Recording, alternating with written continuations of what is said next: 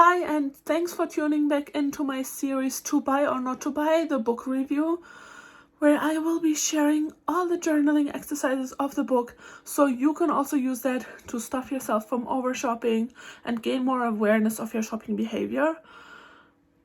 And you will see on the screen, well, I don't know where, somewhere, which part this is, because I will be making one intro for all the parts.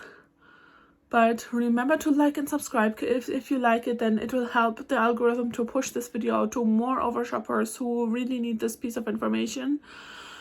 And if you subscribe, then you will get, if you put your notifications, switch your notifications bell on, you will get updates on the upcoming exercises, because every exercise will get one video. Alright, thank you and see you soon. Hi and welcome back. It's been a long time because I've done some other things like decluttering and a haul, but we're finally back to buy or not to buy, my book review. And the review, well, it's not really a review, it's just more of sharing with you the exercises in the book. So this is about what you want to achieve in your life, how you'd want to be remembered. So the first point is about your relationship with yourself, your health, and your physical well-being. What would you like to achieve in that regard? Secondly, your relationship with an intimate partner, either a relationship you're in or a relationship in like earlier in your life. Then how are your relationships with family members? 4, your relationship with your friends. 5, your relationship with your work. 6, your interest in community. 7, the way you develop yourself over time, your pursuit of truth, your inner wisdom. 8, the way you most enjoyed spending your time. 9, your values, what you stood or stand for, and the model you're leaving behind for others to follow. And 10, what has this exercise evoked in you? What thoughts, feelings, and body sensations were stirred up as you thought and wrote? Does the way you're living your life today reflect accurately what was being said about? Well, this is the exercise is a bit different from how I'm reading it, but what your results were or what you came up with. How does the way you're living your life today contradict what was being said about you?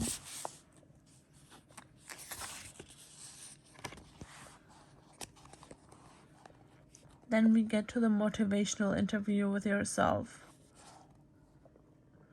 Carefully choose one particular... Oh, I realized when I said pause to read in the other videos, it's not even coming up as clear. Like, you can't even read. I can't read it on my screen. I don't know if that's the same for you. If so, I'm really sorry that it turned out like this. I thought you could read it. So from now on, I'm going to try to read out everything important. Carefully choose one particular overshopping behavior you'd like to change in the coming week. For example, I don't want to look at a single catalog for the next 7 days. Now in your journal, answer the following questions about this change. Question 1. On a scale of 0 to 10, with 0 being totally unimportant and 10 being essential, how important is it to you to make the change? For example, to actually not look at catalogs this week. 2. Why are you at this number and not at 0? 3. What would it take for you to go from this number to a higher number? 4. How might you go about making this change? 5. What would be a good first step? 6. What obstacle do you see and how might you deal with them? 7. How confident, from 0 to 10, are you that you can make this change this week?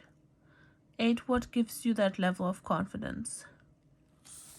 And then it says, what are you waiting for? Go for it.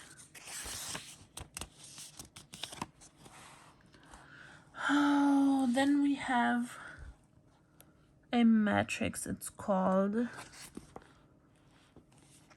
the pros and cons. They put it in like squares. I just wrote it down per each. Like I folded my paper in half and then wrote one or the other on one side. But this is, so I don't know how to explain it. It's the short-term benefits and the long-term benefits of either stopping overshopping or continuing overshopping. So we have an example. So you fill it in.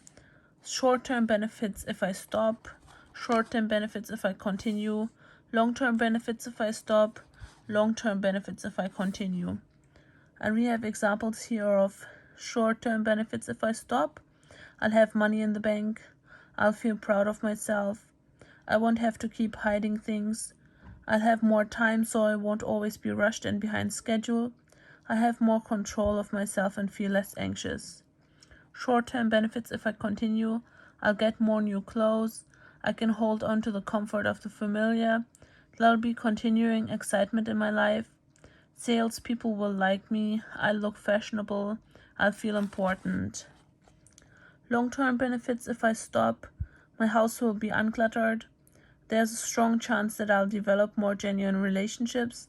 I'll have money for retirement. My life will be considerably simplified. I may well be a more joyful person. Oh, there are more here, but oh, these are the costs, sorry. Long-term benefits if I continue. I'll always be well dressed. I'll feel more like I belong when I'm with my friends who have lots of money. I won't have to focus on how unfulfilled I am in my marriage. I'll keep attracting a lot of attention. And then we write down the short-term costs, the costs. Short-term costs if I stop, short-term costs if I continue, long-term costs if I stop, long-term costs if I continue to overshop. Short-term costs if I stop, I may overeat.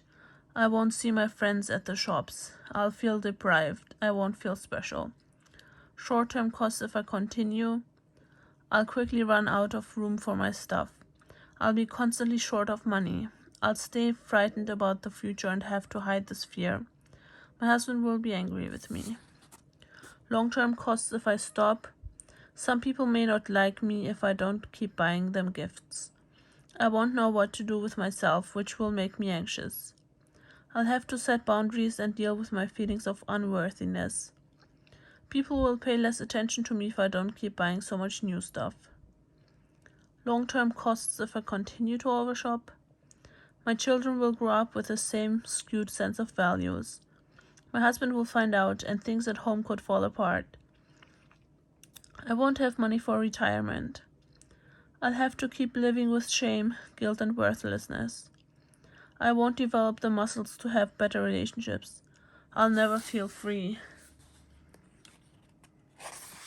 So you do that for yourself, and then you write on your observations.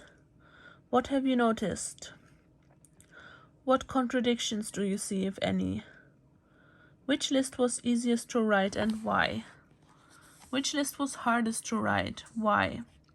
When you look at the whole form, what do you see in terms of the balance of costs versus benefits? If you work on stopping overshopping, what's likely to happen? If you don't work on stopping overshopping, what's likely to happen? What, if anything, would have to change in your life for the overshopping costs to outweigh the benefits?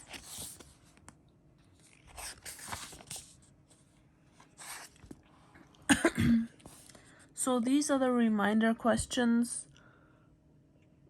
This is, I think, when you're in a shop, basically you ask yourself what your feelings say and what your head says, and what would be great about shopping right now and what would be great about not shopping right now. But if you decide to shop, before you proceed, you ask yourself these questions. Why am I here? How do I feel? Do I need this? What if I wait? How will I pay for it? Where will I put it?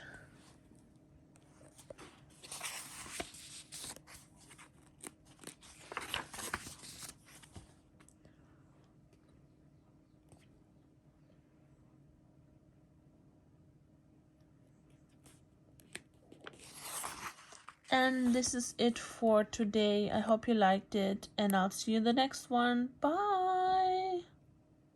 Thanks for watching. I hope you liked it. Let me know what you thought in the comments below. And if you want to share your answers, you can. Hopefully this is a safe space to do so, but there are always trolls online. So if you want to keep it private, I totally understand. But please remember to like and subscribe, comment and share. And I'll see you in the next one. Bye!